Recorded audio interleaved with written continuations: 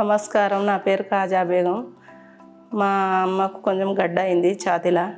అక్కడ ఇక్కడ చూయించగా డైరెక్ట్ ఫతిమా హాస్పిటల్కి వచ్చినాం. అవినాష్ సార్ చూసిండ్రు. చూసి మీకు తెలుసా అన్నారు. మాకు తెలియదు సార్ అనగానే అన్ని టెస్టులు ఇట్లా రాసిర్రు. టెస్టులల్లో బెడ్ స్కానింగ్ తీసిర్రు. దాంట్లో గడ్డ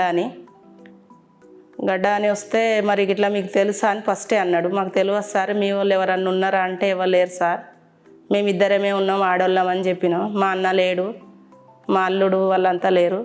ఇట్లాంటి పరిస్థితి అంటే ఆమెకు క్యాన్సర్ ఉందమ్మా అని అన్నాడు.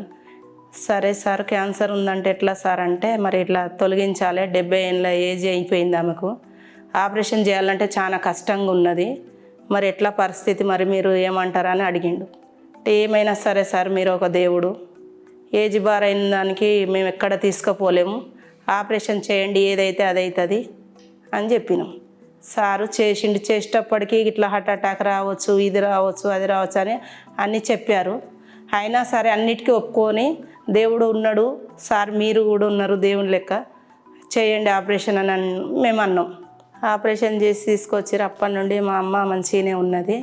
స్టాఫ్ నర్సులు, వార్డు బాయ్లు అందరు మంచిగానే చూసుకున్నారు. ఇప్పుడు కూడా మంచిగానే ఉన్నది.